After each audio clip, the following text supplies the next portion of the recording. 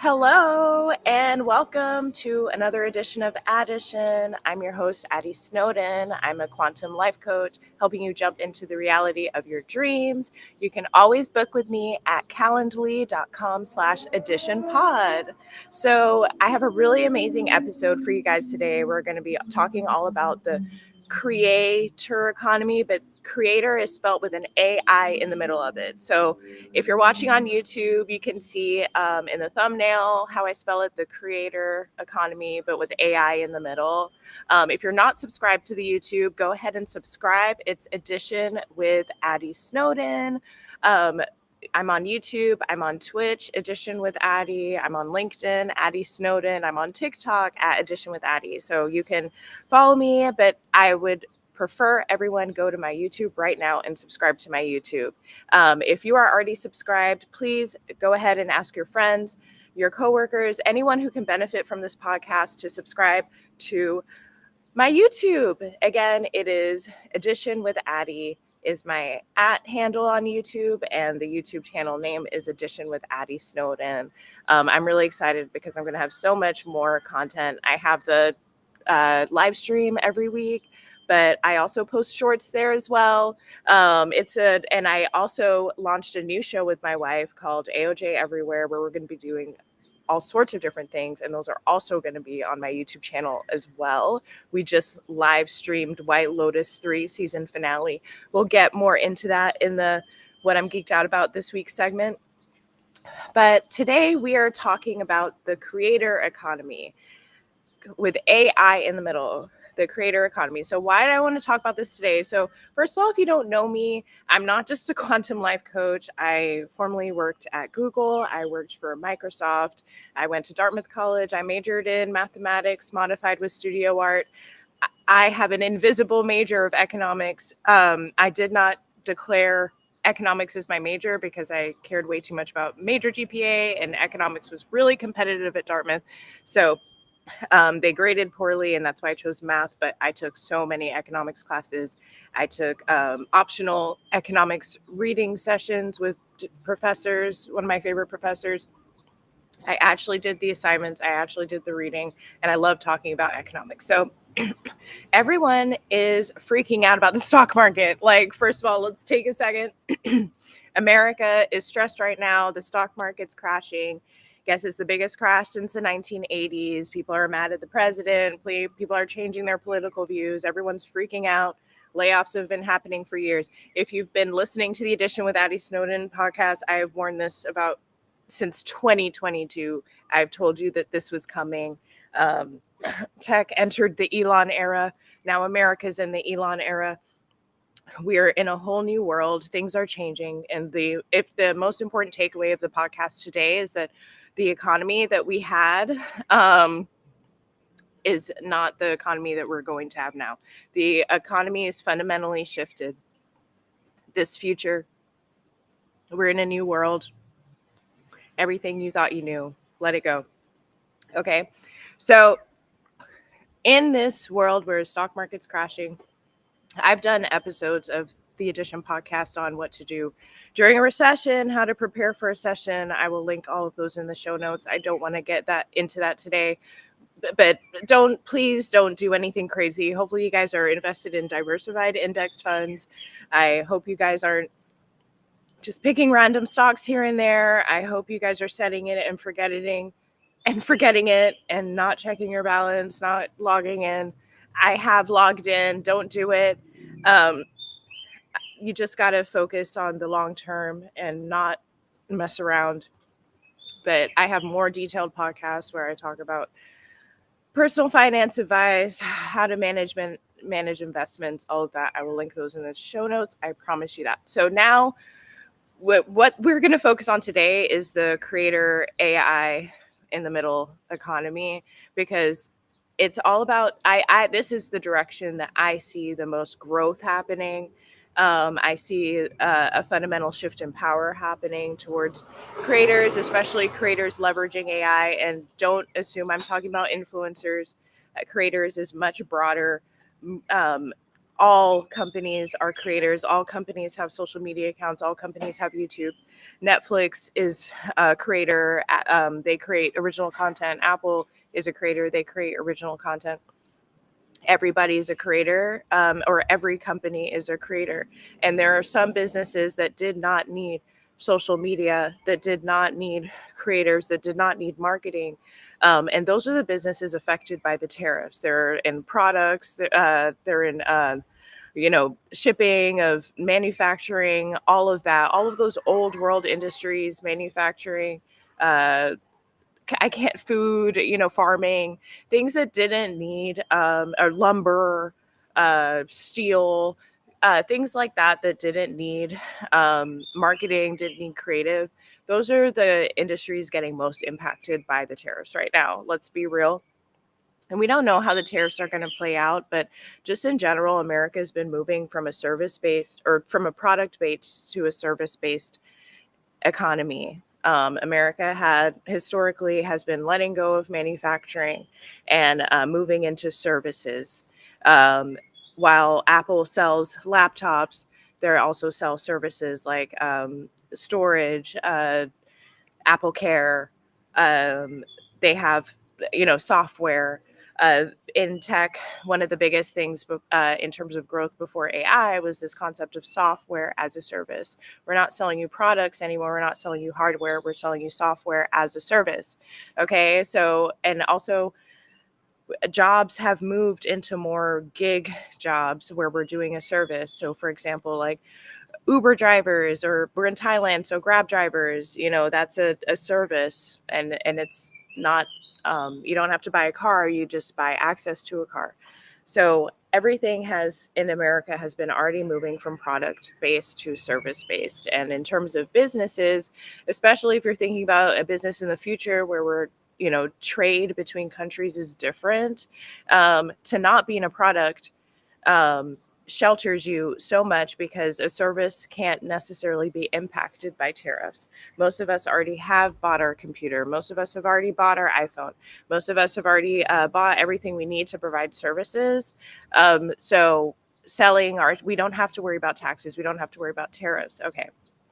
So again, we're talking about the creator with AI in the middle economy. So for me to define what the creator with AI in the middle economy is, I need to talk about two different terms, and also to talk a little bit about how we even got the names creator economy. So the creator economy came out when people first started taking social media seriously around like 2015, when people realized that Facebook, formerly it's Meta now, but formerly Facebook, was way more powerful than they thought it was. The stock was performing. Mark Zuckerberg became, the wealthiest man, or one of the top wealthiest men. And everyone was like, oh, we need to start focusing on the creator economy. And they were saying, and the creator economy used to be like selling to creators. So think about things like Linktree. Think about things like social listening software, Sprout Social, HubSpot, ways to manage your content. Like, people were trying to get funding for companies that were going to help, that creators were going to be the end consumer of. And that's what launched the creator economy. The creator economy largely did not, it kind of failed. A lot of businesses that were made for creators ended up getting bought or absorbed into other larger companies, typically large big tech companies, and there was no huge payoff for people who were betting on creators. And my theory is that they were focused on things that creators um, will buy, when that's not the total of the creator economy. But anyway, creator economy kind of got pushed aside and moved into Web3. If you guys remember, a few years ago, everyone was talking about Web3 NFTs, and it was the way for creators to actually monetize their communities. People were talking about crypto and all of that. And let's be real, largely that did not work out either. It worked out for some people. It worked out for people investing early. It worked out for people who were conducting crypto scams, but it did not turn, all creators didn't end up having some sort of DAO. And there wasn't a whole bunch of there was wealth created, but it was also destroyed. So the crypto plus creator was Web3, and that didn't really work out.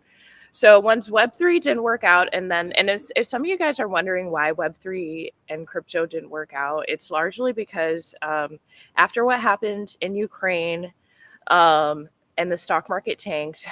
This was a few years ago when the world heard about what was happening with Russia and Ukraine. I'm not going to get into the details. The stock market crashed, and the crypto market also crashed. A lot of people bought crypto and Web3 because they thought it would be a hedge or a form of protection against a hedge or protection against the market, against the stock market. It was supposed to be recession proof, inflation proof. And crypto would hold its value, especially Bitcoin would hold its value no matter what was going on in the stock market. And that did not happen. That did not happen. Okay. So once the stock market crashed, or the crypto market crashed along with the stock market after what we found out about Russia and Ukraine, then the industry needed to shift into something different because crypto is no longer a hedge on inflation. So that's how we got into the AI economy. Now, we just saw the OpenAI raise $40 billion again. This is now the most valuable private company, or one of the most valuable private companies. And AI launched, but outside of OpenAI, you haven't really seen too many we don't know. I think there's a lot of confusion about like, what is this payoff with AI, is this, like, what are we doing with AI? Okay, so I talked about the creator economy, where that came from, how the creator economy merged into Web3, and when Web3 failed, we moved into AI. But now we're in a place where we know AI has the potential for something, but we don't necessarily know if that's translating into increased dollars. But what it is translating into is just less demand for jobs. So that's not actually helping the economy in a bigger picture. So that's generally where we're at. So again, we're talking about the creator with AI in the middle economy.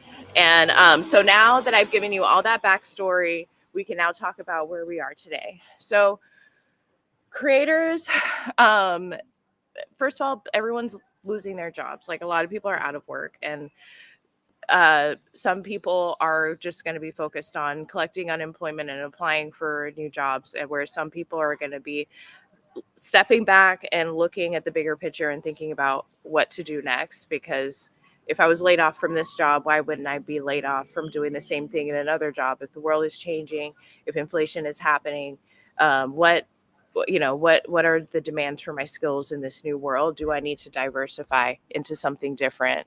Thank you all for the comments. Thank you all for the likes. So what people are not paying attention to, and okay, I forgot I have to define another term. So it's called vibe entrepreneurship. So right now, people have been putting vibe in front of things to indicate that AI is a part of it.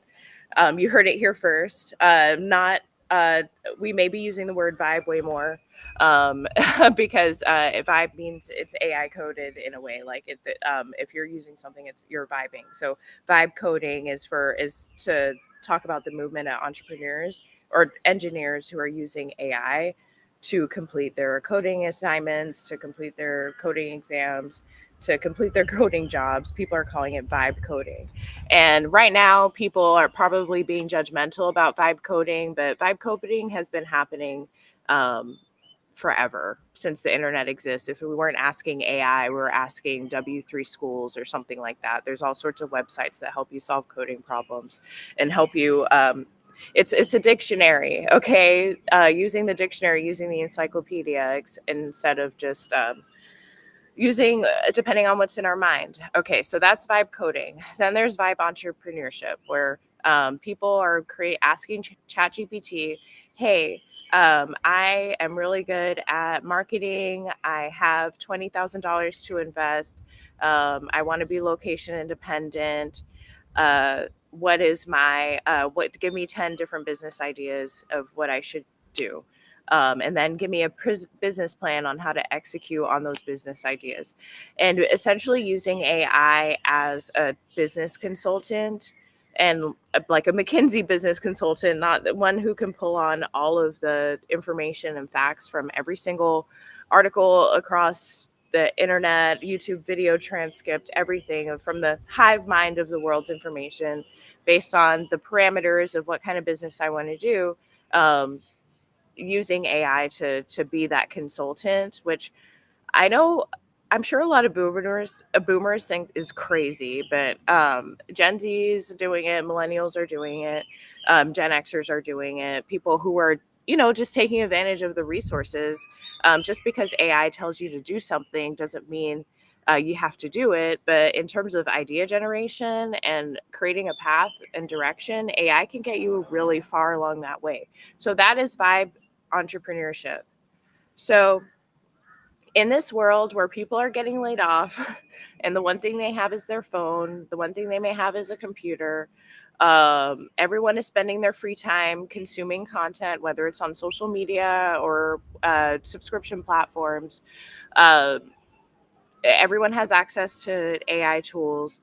What is happening is that creators are going to use AI to change what we understand to be true about content.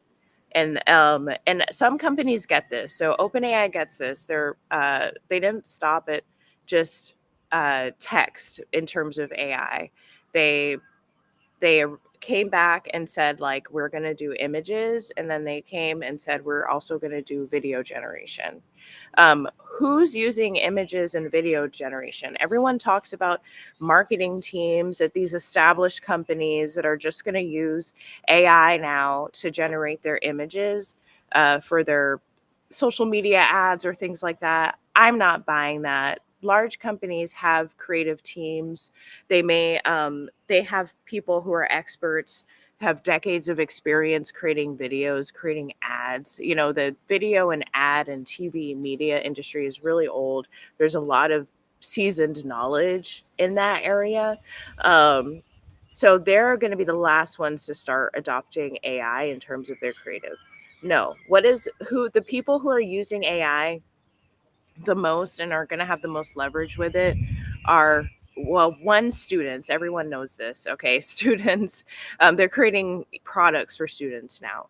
But the second one is creators who are typically solopreneurs. They maybe have a small team or are a team of one.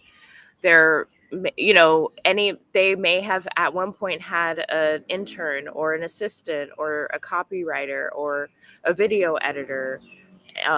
They may have had a social media intern. Well, basically, to get the kind of creator, to get the kind of business of a creator, it takes a lot. You have to you have to be on every single platform. You have to do titles, descriptions, hashtags, captions, transcripts. You got to constant post 4 times a day. Like, there's a really long list of all of the things that people need to do as creators if they want to be a creator. They may have hired a Fiverr intern. They may have hired a college intern. They may have invested in a full-time employee. Now they can just use AI. So while AI may be helping with operations and basic things, what we're not talking about are people who've been laid off. They're really intelligent. They have a lot of skills. They have years of experience in a certain industry or doing a certain thing. And now they're using that brain to think about how to apply it to being a creator and and creating content. And that is what we don't know the outcome of. Part of it, they may be using it to craft consent, like synthesize their original ideas, things that we haven't heard before, into tweets or posts. They may be using it to create art that we've never seen before, images that we've never seen before. I recently used Canva's new AI tool, and it's excellent. And it's the best, like, user interface for AI image generation that I've ever used. And so Canva is 100% a company that gets it. Let's be very real. Canva gets the create with an AI in the middle economy. So, yeah, people are going to be creating images we never seen before. And I firmly believe that life imitates art. And I know that's a question that we'll never be able to answer, but that's the camp that I'm on. So with new AI creations, we're going to get new art, and life is going to replicate it. And the best way example of, and let's be real, the US government gets this. They are posting content, AI generated content, to create the vision, to create new visions in our head about where the future is going. I have I am in Thailand. I try to stay off scrolling as much as possible. And thank you, Jay Snow, for sharing the live. Thank you so much, everyone, for liking the live. So I'm unplugged. I'm doing my best to stay off the internet in terms of scrolling. There's certain people that I follow, certain blogs that I follow, certain emails that I'm subscribed to, but I'm really stay away from all of this media that's being put out, because it's created with the intention to instill fear. But that's the perfect example of something that people didn't expect a government to do with AI. Think about what people are going to do with AI. And this isn't about like scary things. This is about generating new concepts, new ideas, new thought forms. So, something that is always encouraging to me is that recessions are actually really, really, really, really positive in terms of creativity. Like, um, Google was created in 2008 recession. Like, the list goes on of all sorts of companies that came out of a recession. Um, there's going to be a new creative surge, and I believe AI is going to be not the fuel of the creative surge, but it's going to be the main tool in the toolkit. Like, create AI, we don't care about AI because of what AI can do. We care about AI because of what humans can do with the help of AI. And we always forget about artists, but artists are the trendsetters of the world. Artists are the drivers of the economy. The world follows artists.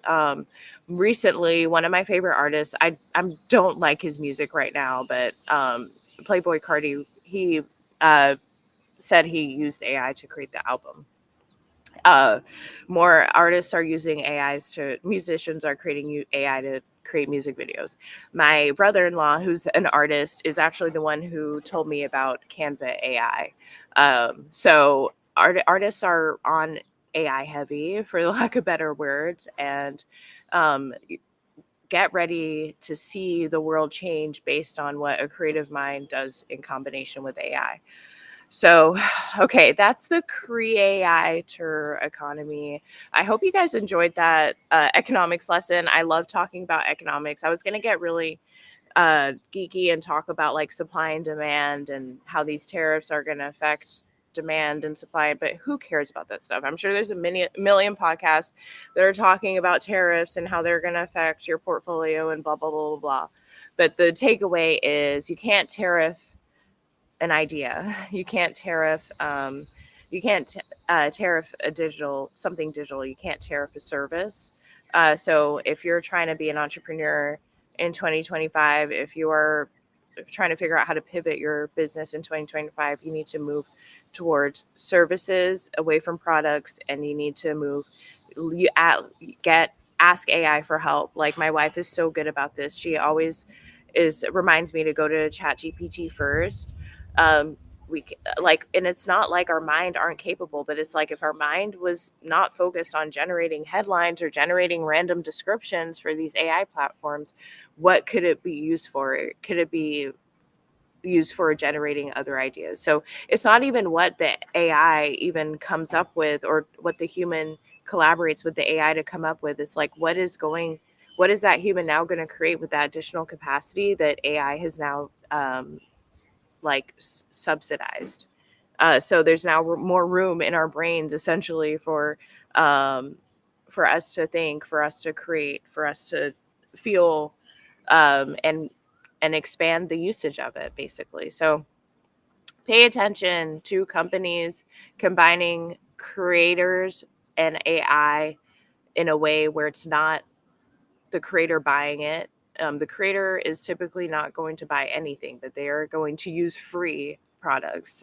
And I'm sure we can think of a lot of companies that have free products that are still incredibly valuable. Meta is one of them. Google is one of them. So, yeah, the creator economy with AI in the middle. Okay. Thanks for listening. All right. So, next is the career segment. We're going to talk about the 15 commitments of conscious leadership. We're actually on commitment 15. So, this cycle is coming to an end. So I'm going to recap a little bit, like why we're even talking about the 15 commitments of conscious leadership anyway. So as you guys know, I used to be a full-time employee, and I wanted to learn about how to just not be so stressed out about work. And I was taking like professional development classes, leadership development classes, and I did an executive coaching workshop where they talked about the concepts behind the 15 commitments of conscious leadership. They talked about leaders lead above the line versus below the line, and that really intrigued me, and how to stay in my higher self. Like in the spirituality, people talk about higher self. um, you know I wanted to be high vibration, like as opposed to low vibration when I'm interacting with work, when I'm interacting with other people. So I read this, did the workshop, got a one-on-one with the coaches, and ended up finding the book that their principles were based on, and that it's the 15 commitments of conscious leadership. These commitments can be used not just for work, they can be used in relationships, everything. And every commitment is powerful. And I'm excited to talk about our final commitment. I'm not sure what the career segment is going to be moving forward. I may not have a career segment, who knows?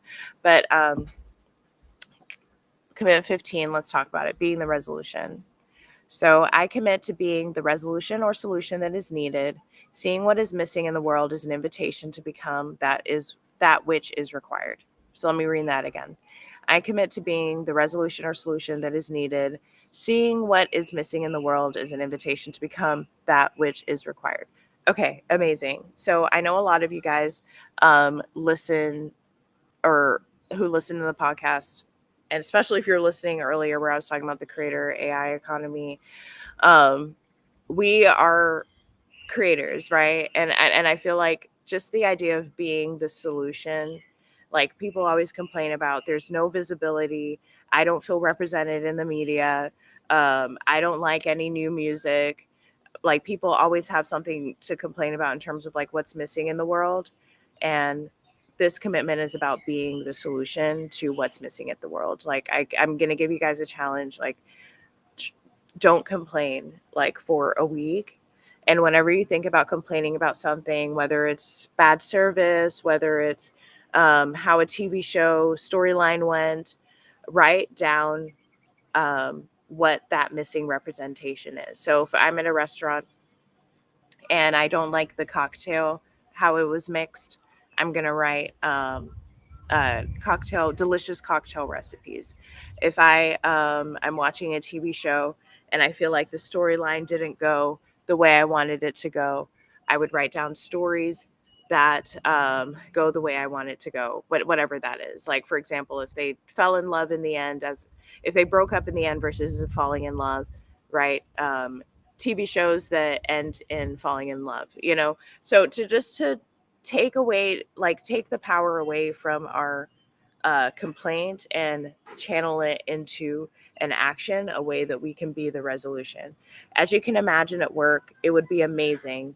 The impact would be so amazing of people not complaining and just being the solution. And at work, not everyone has time to, and I'm not saying be the superhero and just solve it for everyone, but instead of saying, oh, this process isn't good, say like, hey, I think we need to start designing a new process. Here's some ideas about what should be included in the new process. So yeah, commit to being the resolution. Thank you so much for liking the live. Thanks for Jay Snow for being my biggest fan. And so many of you guys have showed out and popped up today. Thanks everyone for sharing the live. I've had some really amazing people pop in the live today on TikTok. I am Dre Brown, which is amazing. He popped in. And also Aaliyah's interlude popped in. Like, if you guys are still in here, can you subscribe? Can you follow me, because I go live every week? Can you share my content with your audience? Just do a repost. Amazing. So if you're not joining me on live, you're missing out. But thanks to all those who listen to the show on the podcast. I ask, if you are listening on the podcast, please leave a 5-star review. That's the way more people can find out about the podcast. And also remember that there's a visual experience where you can see me in Thailand with my beautiful background setting on YouTube. So you can subscribe to the YouTube edition with Addie Snowden. Okay, so let's talk about what I'm geeked out about this week. So this week, Jelena and I officially launched our YouTube channel, AOJ Everywhere. A stands for Addie, O stands for our cat Oya, and J stands for my beautiful wife, Jolene. And we live streamed our live reaction to watching the White Lotus season finale. Love White Lotus. I haven't talked about it too much on this podcast because I enjoy talking about it with my wife, Jolene. This season, it's in Thailand, so it's a very, very, very close to home. And you can watch us live react to the season 3 White Lotus finale. I'm going to have the link in the show notes, but it's also on our YouTube channel. It's at AOJ Everywhere. So I will, so definitely go check it out. Subscribe to that YouTube channel as well. And obviously we are part of the AI creator economy. Hopefully you guys figured that out. But again, stay tuned for everything that we're going to be putting out in this new world, because the whole world is changing. And if you're freaking out, if you are really nervous, if you're worried about worst case scenarios, stop, breathe, and remind yourself of your present moment. Like, right now, do you have something to eat for the next 2 days? Do you have a roof over your head? Do you have a warm place to sleep? Do you have a support system that cares about you? Count your blessings. Take some time to focus on gratitude and what you do have, as opposed to being nervous and freaked out about what may come, because that doesn't exist yet. There's a lot of stuff being put out trying to get you to panic and be scared and freak out and make rash decisions, and take it from someone who has exited the matrix, who is living her dream reality outside of all of the chaos. The worst, like, you got to focus on the present, because the worst is a theory right now, whereas the present is a fact. Oh my gosh, the worst is a theory, but the present is a fact. Okay, so that's one closing comment. This reminds me of Jerry Springer final thoughts. But I have another closing comment. And this was a comment that one of the Edition YouTube listeners, shout out to everyone who subscribed to the YouTube with Edition, posted this amazing comment on last week's episode about the truth about self-care. So this is at Alpine AI. Interesting. I'm like, Alpine AI, are you AI? Like, do you work in AI? I know this is not AI because she's a real person, but I'm curious as to why it's called Alpine AI. But she replied to the video saying, I believe self-care is more a subtraction and division problem versus an addition and multiplication problem. So again, at Alpine AI says, I believe self-care is more in a subtraction and division problem versus an addition and multiplication problem. Flow is our natural state until things are added that cause friction. I thought that was incredibly profound. As you know, I'm a math geek, math nerd. That's why the podcast is called Addition with Addie. And I love how they incorporated the message of the show into the comment.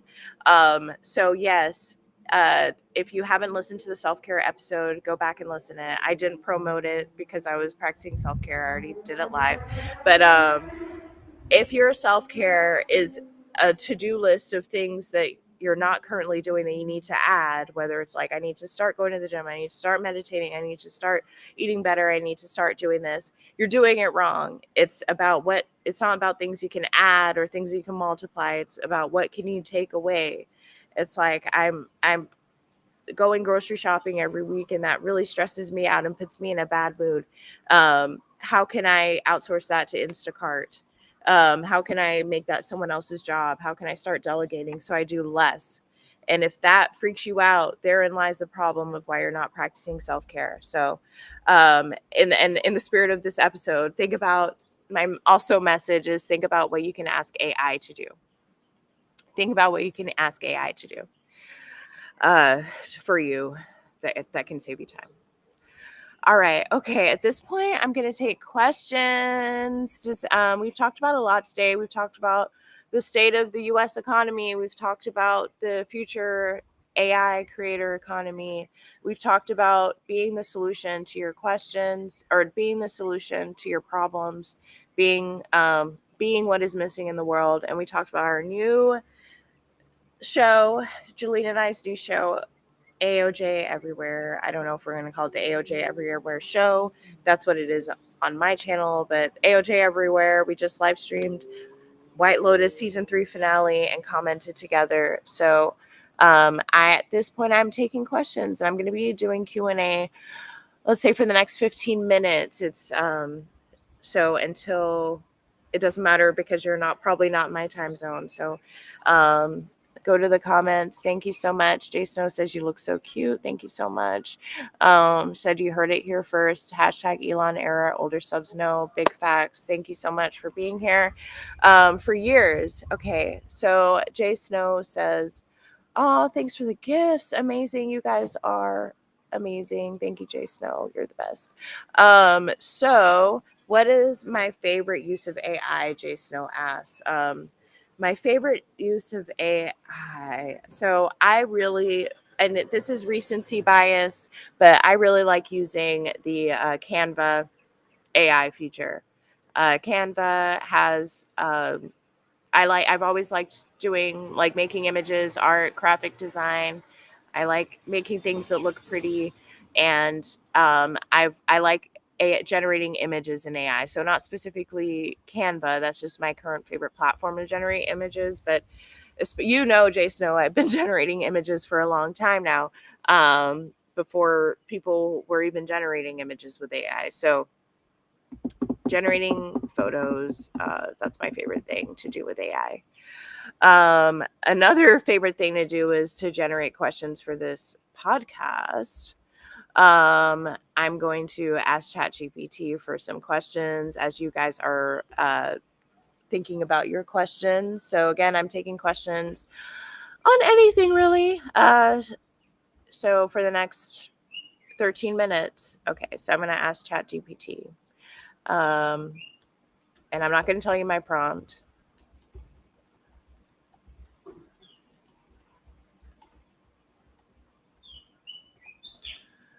Taking question.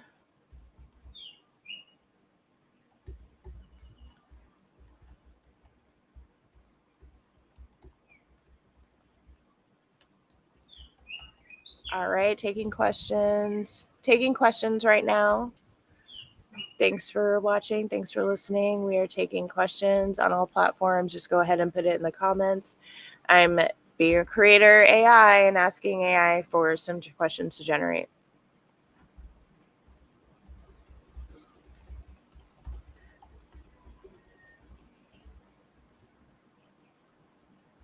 All right. Okay, so I'm asking ChatGPT my prompt about what questions have for the podcast. Okay, so had some questions. So what excites you the most about how creators are using AI today that they couldn't do even a year ago? That's a really good question. I would say video generation. It excites me and it scares me at the same time. Jason O says give us a Thailand update. I'll answer that next. So video generation is being used for doing some really bad stuff right now. I'm going to be the solution to my own problem and start creating some AI generated videos that are helpful and encouraging to the mission of the world. So I think there's video generation is new. I haven't played around too much with it, and I think there's always a lag in adoption of new products, and I'm excited to see how creators are going to use video generation. Okay, Jay Snow said, give us a Thailand update. Oh my gosh. So Thailand is continuing to be fabulous. I will say Thailand is hot. Thailand is really hot. It's 11:19 a.m. right now. I started this episode, I guess, about 40 minutes ago. So I started at like 10:30. It's hot. I'm sure there's beads of sweat on my brow. It's low season. So talking about economies, Thailand is experiencing its swings in its economies. Tourism has gone down significantly. Part of it is because it's the Thai holiday season. It's about to be Thai New Year's this weekend. Jillian and I are going to a festival in Bangkok we're really excited about. But there's, honestly a great time to come to Thailand because there's a lot of vacancies. You'll probably be able to get good discounts on villas and such.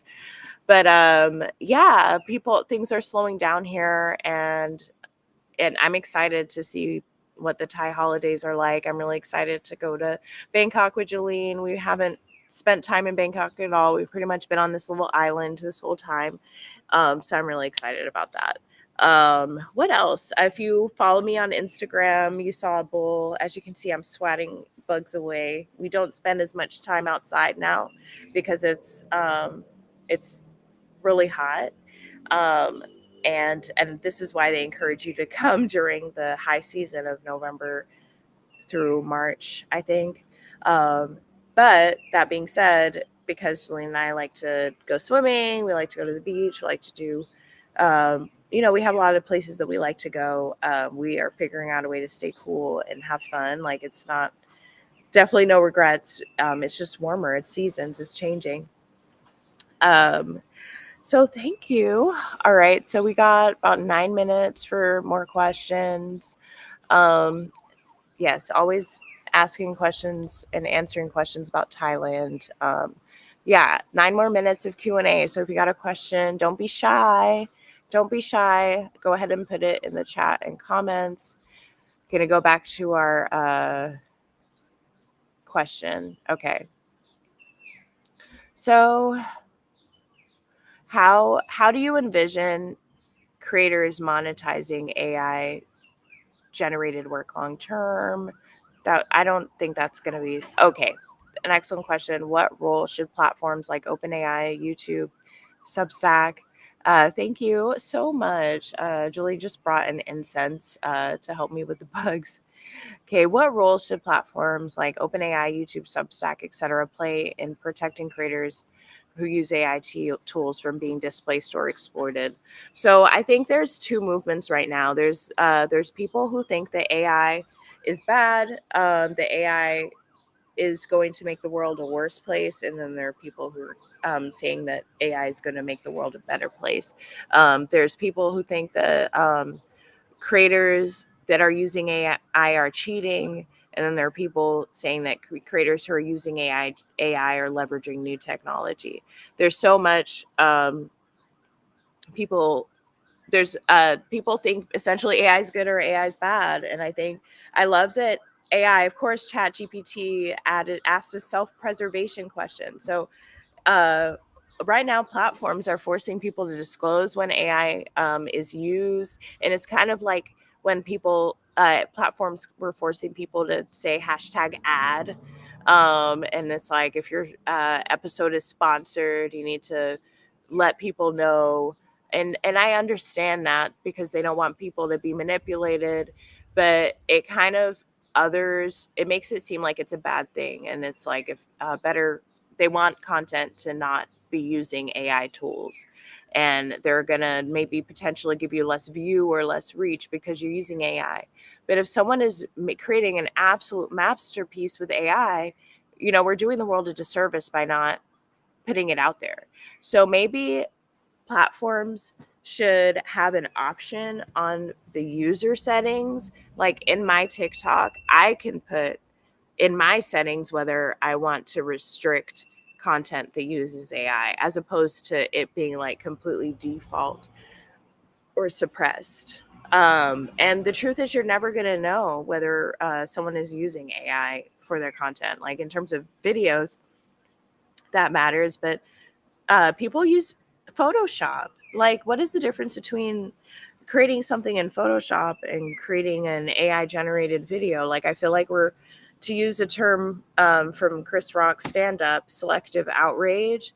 People are really being selectively outraged by AI. So platforms should not be othering creators that are being displayed or that are using AI tools to produce their creative work. That is so backwards. It's so anti-innovation. People are always scared of change, are always scared of new technology and how it's going to impact something, as opposed to celebrating and embracing it. Whew, okay, thanks for coming to that TED Talk. So I guess I do feel passionate about that. There's another question. How do you envision creators monetizing AI generated work long term? Are the current models sustainable? So I absolutely think that the current models of, like, right now, creators get monetized either like through the platform where they get like a penny for a view, or a creator fund, or the platform is just outwardly giving them money to be on the platform, like Substack or Spotify. So creators are either, the platform is funding them either through revenue sharing, or allowing them to do gifts or something. I'm on TikTok Live. People can send me gifts. I have a gift goal right now. Go ahead and send me a gift. Or they can work with companies that are outsourced. Sorry, I always get thrown off when people walk by me. I'm outside right now in my neighborhood, but or they work with companies and they get a sponsorship, right? So those are pretty much the two ways. Or they're selling their own product, like a book or a course, on their website, and the whole purpose of their creator platform is to send it to their paid email subscription, or sign up for their course, right? That is so old and tired. Of course, AI is going to disrupt. I don't think this current models are sustainable. It's really not streamlined. So I think that in terms of AI is going to help creators figure out new disruptive ways to earn money. And I also see, if I had to give a prediction, donation, just straight up donation, as opposed to revenue share, as opposed to selling a product. Essentially putting your putting your coffee cup out and putting tips on it, and not, and in a way like TikTok Live is this, but a lot of platforms don't necessarily have it. Like, people should be able to donate directly on a tweet. Like, if someone tweets or posts, I guess it's called like X posts or threads, like there should be like a send money feature on every form of content. On my YouTube video right now, there should be like a send money. I think if we're moving from product to service, I think we're the next thing after service. Like, so product is like, I give you this widget for some money. A service, I help you with something for some money. In the future, it's just, I'm just giving you money. And I think that that's where creators are going to monetize. They're just going to ask for money. I think so. That's an excellent idea. You heard it here first. And I feel like there's a lot of negative context, or a lot of negative, what's the word? I'm sorry, guys, help me. What's the word when there's a lot of not stereotypes, but when negative, not assumptions, but there's a lot of negativity around like just asking for money. And like, when you find out like somebody's begging on the side of the street, it's like, oh my gosh, like, how dare they? Why don't they just get a job? And it's like, well, they would get a job if no one was giving them money, if they're begging on the side of the street. And you may be listening to me and say like, this is entitled, or this is like, what do I know about that? Well, I have begged on the side of the street. Like, I have either busking as a guitar player and putting my coffee cup out, and that's actually how I learned how to play guitar.